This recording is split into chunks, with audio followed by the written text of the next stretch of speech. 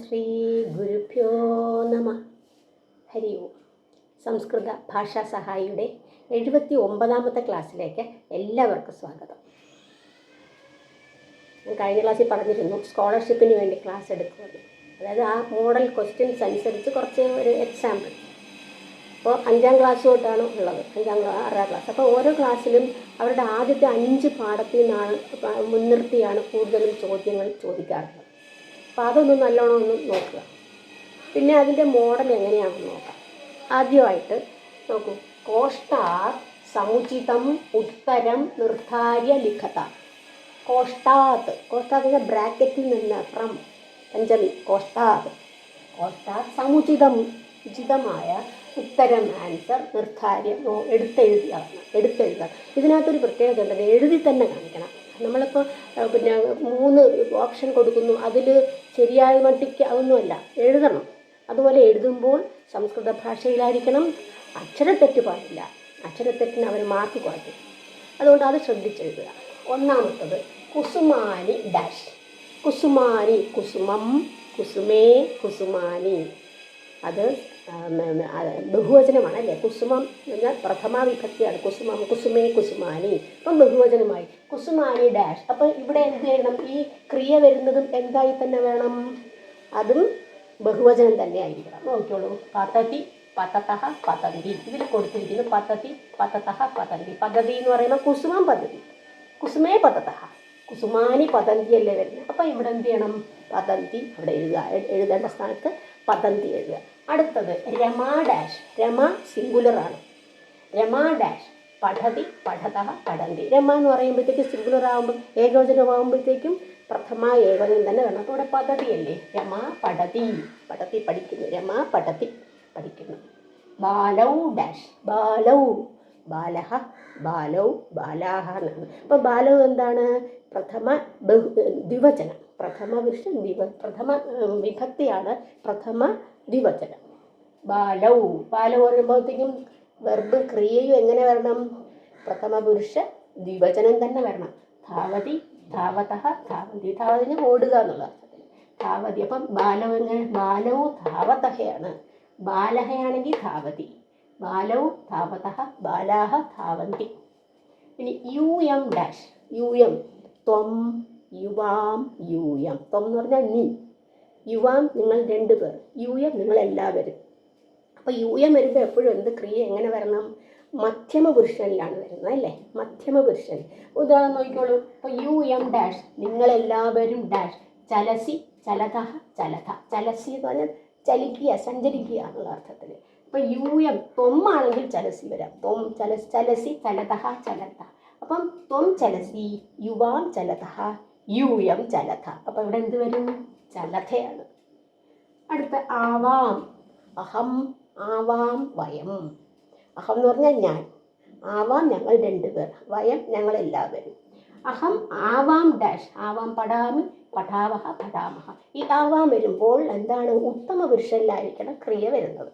അപ്പോൾ പഠാമി, പഠാവഹ, പഠാമഹയാണ് ഉത്തമ പുരുഷൻ. പഠാമി പഠിക്കുന്നു എന്നുള്ള അർത്ഥത്തിൽ. അഹം പഠാമി, ആവാം പഠാവഹ ഞങ്ങൾ 2 പേർ പഠിക്കുന്നു, ദ്വിവചനം വന്നു. പിന്നെ വയമാണ് പഠാവഹ. അപ്പോൾ ഇവിടെ എന്ത് വരും? ആവാം പഠാവഹ. ഇനി ഡാഷ് ലിഖാമി.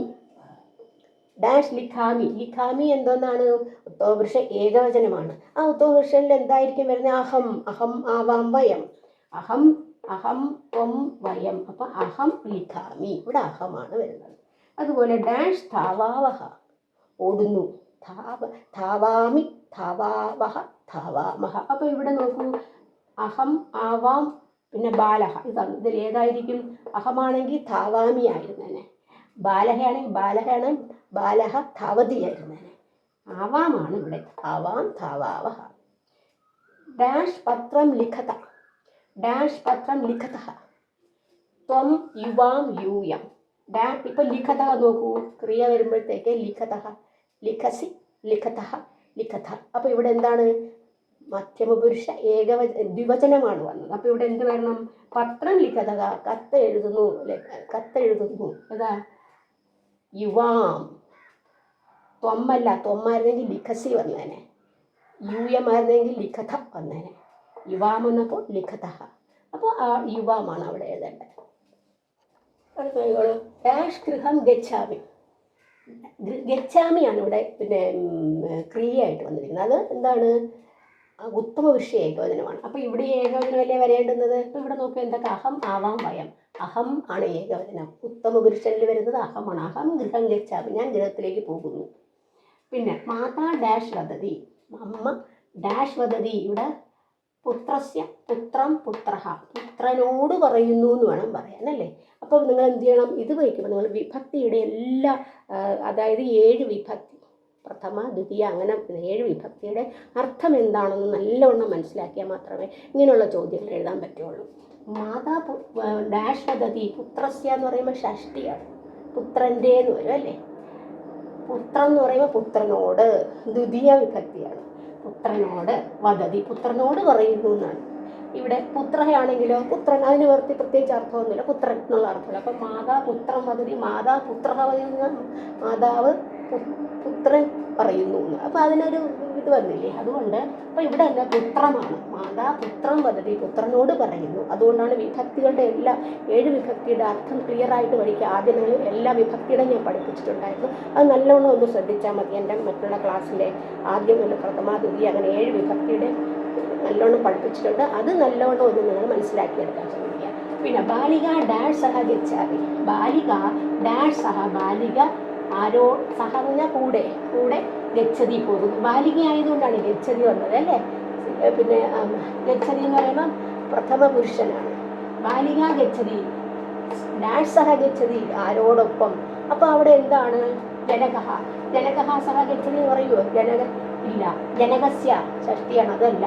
ജനകേന സഹ, ജനകനോടൊപ്പം, ജനകനോടൊപ്പം സഹ ഗച്ഛതി. അപ്പോൾ ഇവിടെ സഹ എന്നുള്ള ഒരു പ്രത്യയം വരുമ്പോൾ, സഹ വരുമ്പോൾ എപ്പോഴും തൃതീയ വിഭക്തി തന്നെ വരുള്ളൂ. ഇവിടെ തൃതീയ. ജനകേന സഹ, ജനകനോടൊപ്പം പോകുന്നു ഗച്ഛതി. ഇനി പിന്നെ വരുന്നത് ഒരു ഇത് തന്നിട്ട്, അതായത് ഏതെങ്കിലും ഒരു വേർഡ് തന്നിട്ട് രമ എന്നൊരു വാക്ക് തന്നു എന്ന് പറഞ്ഞാൽ, ഇത് പ്രഥമ വിഭക്തിയാണ് രമ എന്നുള്ളത്. രമ എന്നുള്ളതിൻ്റെ പ്രഥമ ദ്വിവചനവും പ്രഥമ ബഹുവചനവും എഴുതും. അതെങ്ങനെ എഴുതും? രമ എന്ന് പറയുമ്പോൾ ദ്വിവചനം എങ്ങനെ വന്നു? രമേ, സ്ത്രീലിംഗമാണിത്. രമേ, പിന്നെ രമാഹ എന്ന് പറയും. മനസ്സിലായി? അപ്പോൾ അതുപോലെ പുല്ലിംഗവും നപുംസകലിംഗം, പിന്നെ അതുപോലെ പുല്ലിംഗം, സ്ത്രീലിംഗം, നപുംസകലിംഗം നല്ലവണ്ണം മനസ്സിലാക്കിയത്. ഏതാനും ഉദാഹരണം ഞാൻ തരാം. അത് അങ്ങനെ ആയിരിക്കും അത് വരുന്നത്. അതായത് പിന്നെ 5ാം ക്ലാസ്സിലാണെങ്കിൽ അകാരാന്തത്തിൽ മാത്രം കൂടുതൽ ചോദിക്കാറുള്ളത്. മറ്റുള്ള ക്ലാസ്സിൽ അകാരാന്തം, ഇകാരാന്തം, ഉകാരാന്തം എല്ലാം ചോദിക്കാറുണ്ട്. ഇത് നോക്കൂ, ഏതാനും പുല്ലിംഗ ശബ്ദം, സ്ത്രീലിംഗ ശബ്ദം, നപുംസകലിംഗ ശബ്ദം, അത് നിങ്ങൾക്ക് എങ്ങനെ മനസ്സിലാക്കണം? അങ്ങനെ കുറേ ഒരു എക്സാമ്പിൾ തന്നു കഴിയുമ്പോൾ അത് നിങ്ങൾ മനസ്സിലാക്കി വയ്ക്കുക. ഏതാണ് പുല്ലിംഗം എന്ന് കണ്ടുപിടിക്കുന്നത്, ഏതാണ് സ്ത്രീലിംഗം, ഏതാണ് നപുംസകലിംഗം. ഉദാഹരണം 2 എഴുതാം. അതിപ്പോൾ നിങ്ങൾ പഠിച്ചതിന് ബാലഹ എന്നൊരു ശബ്ദം വന്നു, ബാലഹ. അപ്പോൾ ഇത് പുല്ലിംഗമാണെന്ന് മനസ്സിലാവും. ഇനി ബാലയാണെങ്കിലോ, ബാല ആണെങ്കിൽ അത് സ്ത്രീലിംഗമാണ്. പിന്നെ അതുപോലെ പറയാം സൂര്യഹ, ഇതൊക്കെ എന്താ? പുല്ലിംഗ ശബ്ദം. ഗജഹ, അജഹ, സിംഹ, വിദ്യാലയ, വൃക്ഷ, കൃഷക, ചന്ദ്ര, മനുഷ്യ, നരഹ, അശ്വ, വൃക്ഷ, പാതപ, വൃഷഭ, പവന, ഛാത്ര, സർപ്പ, വാനര, കപോത, മധുപ, വ്യാഘ്ര, സൈനിക. ഇത് കേൾക്കുമ്പോൾ തന്നെ മനസ്സിലാവുന്നത് ഇത് പുല്ലിംഗ ശബ്ദമാണെന്ന്. അതുപോലെ സ്ത്രീലിംഗം ഇവിടെ തന്നത് ബാല. ഇനി ബാലകഹ എന്നൊരുണ്ട്, അത് പുല്ലിംഗമാണ്. അതിൻ്റെ സ്ത്രീലിംഗം എങ്ങനെ വരും? ബാലിക. അത് അപ്പം ദീർഘമാണ്. ബാല, ബാലിക, പിന്നെ വനിത, അജ, സുധ, ചന്ദ്രിക, വിദ്യ, ശിക്ഷ, നൗക, പാഠശാല, ചട്ടക, പ്രഭ, വാട്ടിക, അജ, രമ. ഇതൊക്കെ സ്ത്രീലിംഗ ശബ്ദം. ആയിൽ അവസാനിക്കുന്ന അകാരാന്തമാണ്. നപുംസകലിംഗം വരുമ്പോൾ പെട്ടെന്ന് കണ്ടുപിടിക്കാം. ഫലം, കാനനം, വനം, പുസ്തകം, ഗൃഹം, പിന്നെ ദുഗ്ധം, മുഖം, സുഖം, ദുഃഖം, നക്ഷത്രം, നേത്രം, ഭോജനം, ഭയം, നയനം, ശകടം, പുസ്തകം, ചിത്രം, മിത്രം, പറഞ്ഞ ഇങ്ങനെയൊക്കെ അത് കണ്ടുപിടിക്കാൻ ഒരു പ്രയാസമില്ല. അത് കഴിഞ്ഞ് ഇകാരാന്തത്തിൽ വരുന്നതാണ്. ഇകാരാന്തം വരുമ്പോൾ അത് 5ാം ക്ലാസ്സിന് അകാരാന്തം മാത്രമേ കാണുകയുള്ളൂ. ബാക്കിയുള്ള ക്ലാസ്സിൽ ഇകാരാന്തം വരുമ്പോൾ എങ്ങനെയാണ്? ഇപ്പം പതിഹി, പതിഹി. ഇതെന്താണ്?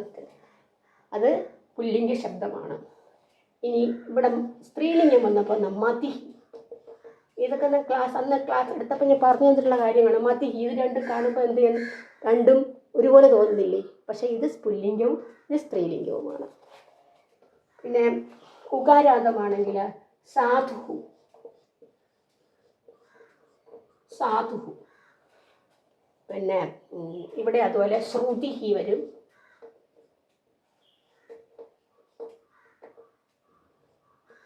ശ്രുതിഹി അത് സ്ത്രീലിംഗമാണ്. പിന്നെ ബുദ്ധി. ബുദ്ധി ഞാനത് പറഞ്ഞുതരാം, എല്ലാം കൂടെ എഴുതുമ്പോൾ അത്ര സമയം വേസ്റ്റാകും. അതുപോലെ ബുദ്ധിഹി സ്ത്രീലിംഗ ശബ്ദമാണ്. അഗ്നി അത് പുല്ലിംഗം. അഗ്നിഹി. ഋഷി പിന്നെ സ്ത്രീലിംഗത്തിൽ മതിഹി, ശ്രുതിഹി, ബുദ്ധിഹി ഇത്രയും ഇക്കാരാന്ത. ഈകാരം എന്നല്ല ഇക്കാരാന്ത. ഇനി ഈകാരാന്തമുണ്ട്. അതെല്ലാം അങ്ങനെയാണ് സ്ത്രീലിംഗത്തിലാണ് വരുന്നത്. നദീ, രജനി, പത്നി, നാരി, ദേവി അതെല്ലാം സ്ത്രീലിംഗമാണ്. ഇനി ഉകാരാന്തം വരുമ്പോൾ സാധുഹു പുല്ലിംഗ ശബ്ദം. അതുപോലെ ഭാനു സൂര്യൻ. ഭാനു അത് പുല്ലിംഗ ശബ്ദം. തരുഹു പശുഹു. വായുഹു ഗുരുഹു. വിദുഹു ശിശുഹു. ബിന്ദു പ്രഭുഹു ഇതെല്ലാം ഉകാരാന്തത്തിൽ അത് പുല്ലിംഗ ശബ്ദങ്ങളാണ്. ഇനി ഉകാരാന്തം സ്ത്രീലിംഗത്തിൽ വരുന്നത് എങ്ങനെയാണ്? ധേനുഹു പശു. ധേനുഹു രേണുഹു പൊടി. രേണുഹു തനുഹു. പിന്നെ ഋകാരാന്തം നിങ്ങൾ പഠിച്ചു. ഏതൊക്കെയാണ്? പിതൃശബ്ദം അല്ലേ? പിതാ, പിതരോ, പിതരഹ. സ്ത്രീലിംഗം വന്നപ്പോൾ എന്താ? മാതാ, മാതരോ, മാതരഹ. ഇങ്ങനെ ഇതെല്ലാം നിങ്ങൾ ഒന്ന് നല്ലോണം നോക്കി വെച്ചിരുന്നാൽ മതി. ഏതൊക്കെയാണ് സ്ത്രീലിംഗം, ഏതൊക്കെയാണ് പുല്ലിംഗം എന്നുള്ളത്.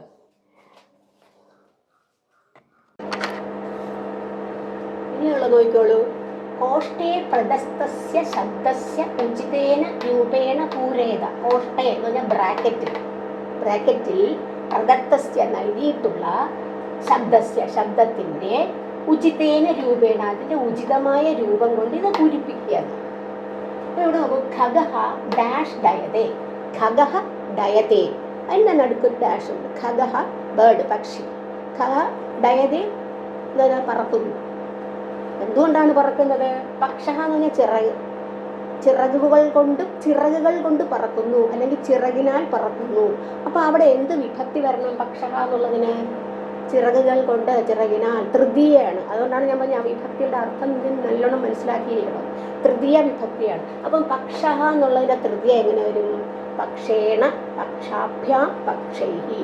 ഈ പിന്നെ പക്ഷികൾക്ക് 2 ചിറകല്ലേ? അപ്പം പക്ഷാഭ്യ എന്നാണ് പറയുന്നത്. പക്ഷാഭ്യ.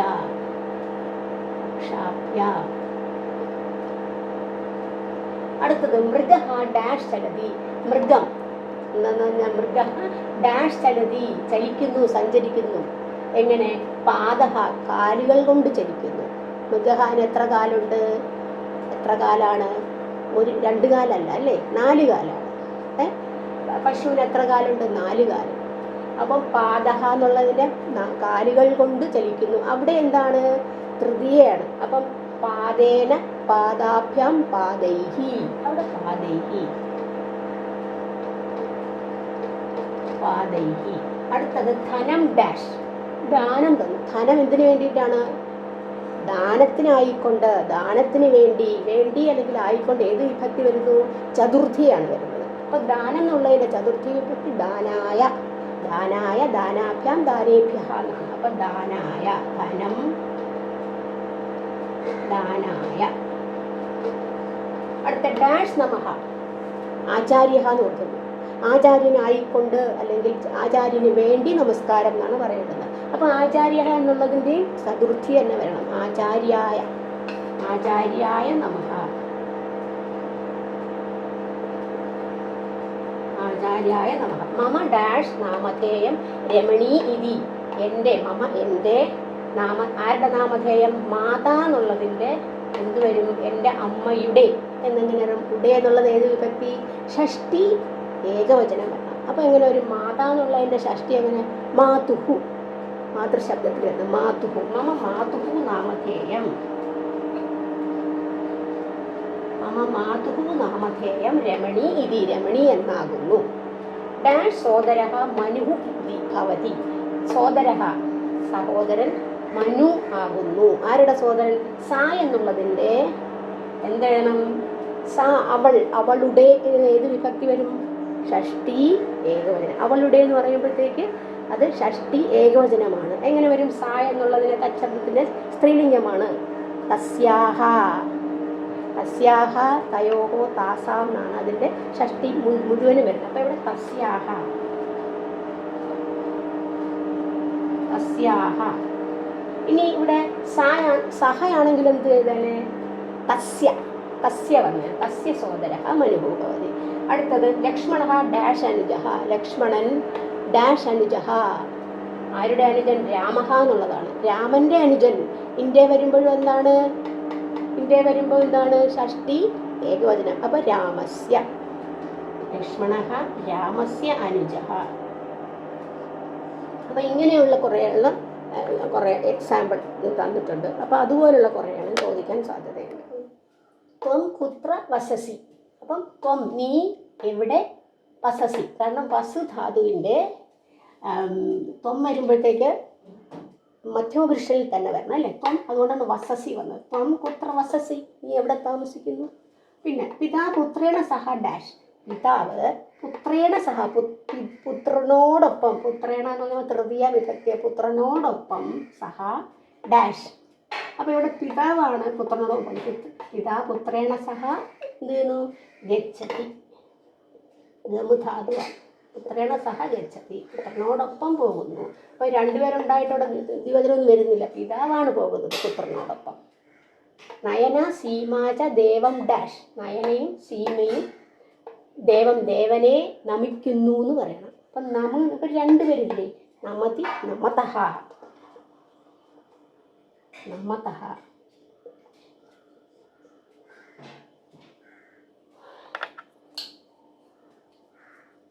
അപ്പോൾ ഇങ്ങനെയുള്ള കുറേ കാര്യങ്ങൾ മനസ്സിലാക്കി വയ്ക്കുക. തീർന്നില്ല, ഇനി അടുത്ത ക്ലാസ്സിൽ ബാക്കി എടുക്കാം. ഈ ഏകദേശം ഇതേ രൂപത്തിലുള്ളതെല്ലാം മറ്റേ എൻ്റെ ക്ലാസ്സുകൾ, പഴയ ക്ലാസ്സുകളിലൊക്കെ നിങ്ങൾക്ക് നോക്കിയാൽ കാണാം. അതിൽ നിന്നെല്ലാം ഇതെല്ലാം കിട്ടുന്നതാണ്. എന്നാൽ ഇന്നത്തെ ക്ലാസ് ഇവിടെ പൂർണ്ണമാകുന്നു. അടുത്ത ക്ലാസ്സിൽ ബാക്കിയുള്ള കുറേ ചോദ്യങ്ങളുമായിട്ട് ഞാൻ വരുന്നതാണ്. അത് എല്ലാവർക്കും നന്ദി, നമസ്കാരം. Subscribe now and press the bell icon. Never miss an update.